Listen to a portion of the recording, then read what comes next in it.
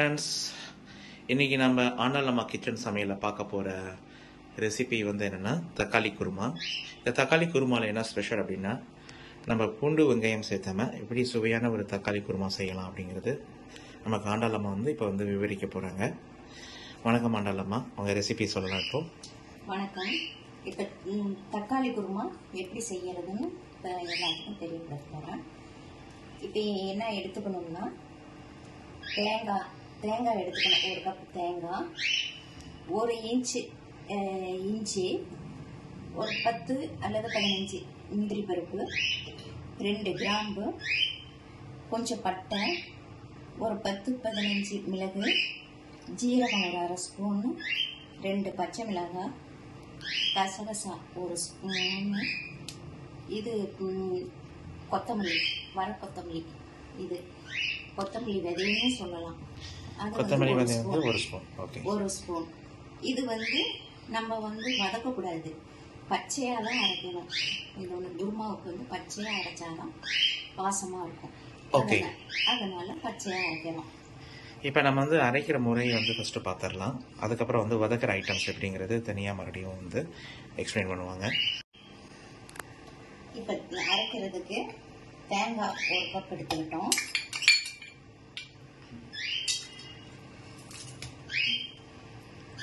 இஞ்சி ஒரு இன்ச்சு இஞ்சி, ஒரு 10-15 முந்திரி பருப்பு,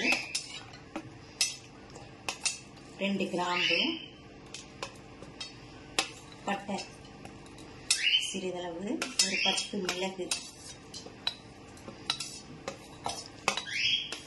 ஒரு 1/2 ஸ்பூன் ஜீரகம், 1/2 ஸ்பூன் சோம்பு,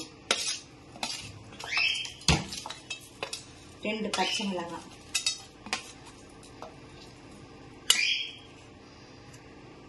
ஒரு 1/2 ஸ்பூன் வந்து கசகசா, ஒரு 1/2 ஸ்பூன் வந்து கொத்தமல்லி விதை,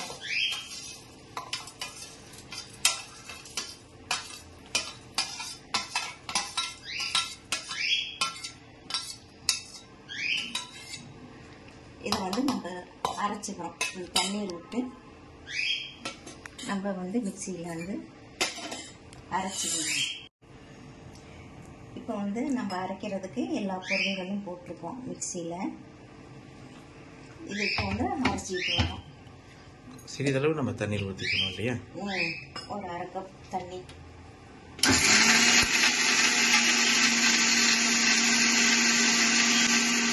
இப்போ நம்ம மிக்சியில் வந்து நல்லா இப்படி அரைச்சி கொஞ்சம் தண்ணி இது விட்டு இந்த பதம் சட்னி பதத்துக்கு, இந்த மாதிரி கெட்டி சட்னி அரையணும் என்னுடைய பதத்துக்கு இப்படி அரைச்சிக்கணும். அடுத்தது நம்ம மற்றபடி இந்த தக்காளி குருமாவுக்கு தேவையான இது வந்து வதக்கி செய்வதற்கு என்னென்ன பொருள்கள் தேவை. தக்காளி வந்து ஒரு 3 பழம், சின்ன பழமாக இருந்தால் 4, பெரிய பழமாக இருந்தால் 3, கருவேப்பிலை, புதினா, மல்லி இலை, ராக் சால்ட்டு, மஞ்சத்தூள், கடுகு, காஷ்மீர் சில்லி. இது வந்து நம்ம வதக்குறதுக்கு நம்ம எடுத்துக்கிறோம். இப்போ வாங்க கிச்சனுக்கு போகலாம். அடுப்பில் வானலி எரிச்சுக்கணும். வானலி எரிச்சு ஒரு 3 ஸ்பூன் ஆயில். என்ன ஆயில் யூஸ் பண்ணுறீங்க? ஆயில் வந்து தேங்காய் எண்ணெய் யூஸ் பண்ணலாம், இல்லை கடலை எண்ணெய். நமக்கு எந்த ஆயில் நம்ம விருப்பப்பட்டு சேர்த்துறோமோ அந்த ஆயில் யூஸ் பண்ணிக்கலாம். அடுத்தது வந்து கடுகு 1 ஸ்பூன் கடுகு யூஸ் பண்ணுவோம். அடுத்தது கருவேப்பிலை. இது அப்படியே லைட்டாக ஒரு இது பண்ணிட்டு நம்ம வந்து தக்காளி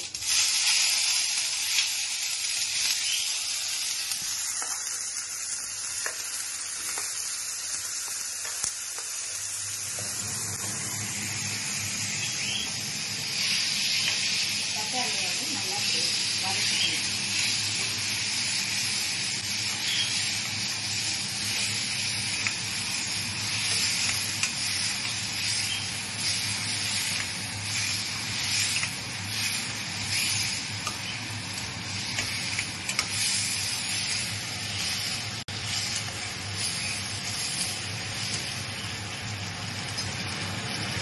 தக்காளியிலேயே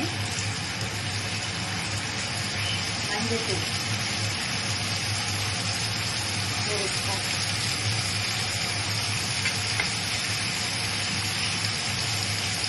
காஷ்மீர் சில்லி, உப்பு காரம் அவங்கவுங்க தேவைக்கு ஏற்ப உப்பு காரம் போட்டுக்கலாம்.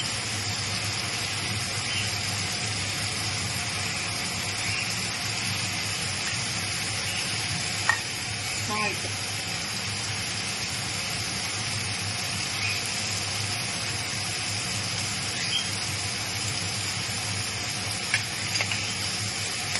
போட்டு நல்லா வதக்கிக்கிட்டே இருக்கும்.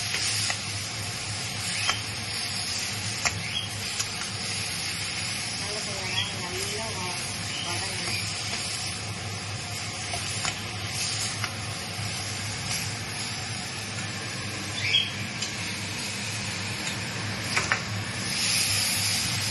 நல்லா மசிக்கிறதுக்கு இந்த மாதிரி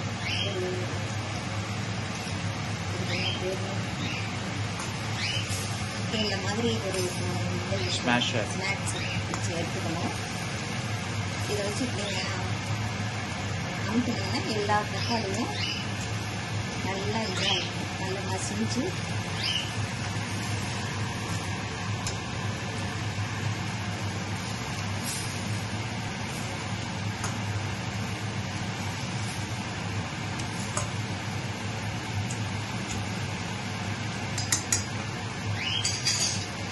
இப்போ நம்ம வந்து அரைச்சி வச்சுருக்கிறேன் விழுது, தேங்காய், முந்திரி, பட்டை, கிராம்பு, கசகசா, பச்சை மிளகாய், இஞ்சி, மிளகு இதெல்லாம் போட்டு அரைச்சிருக்கோம்.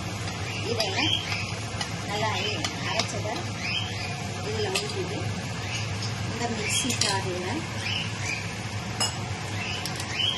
கொஞ்சம் வாட்டர் விட்டு அந்த நம்ம வந்து இல்லையா அதையும் அந்த வாட்டர் ஊற்றி அதெல்லாம் அப்படியே கிளியர் பண்ணி இதில் ஊற்றிடலாம்.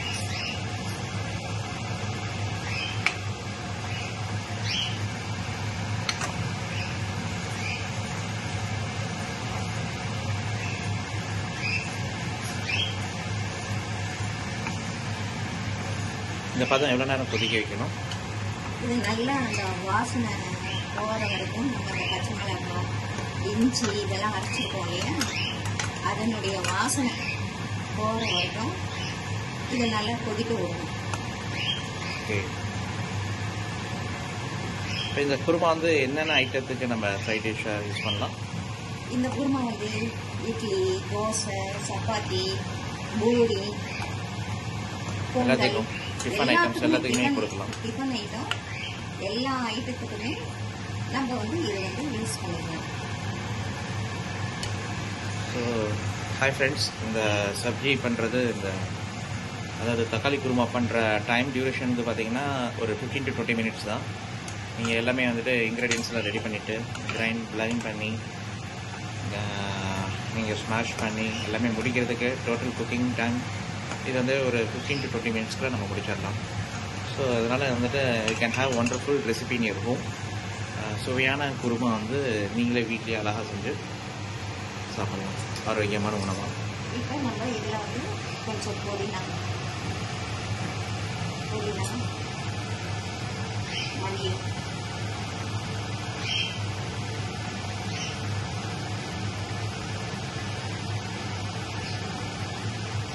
இதெல்லாம் மிக்ஸ் பண்ணி ஓகே.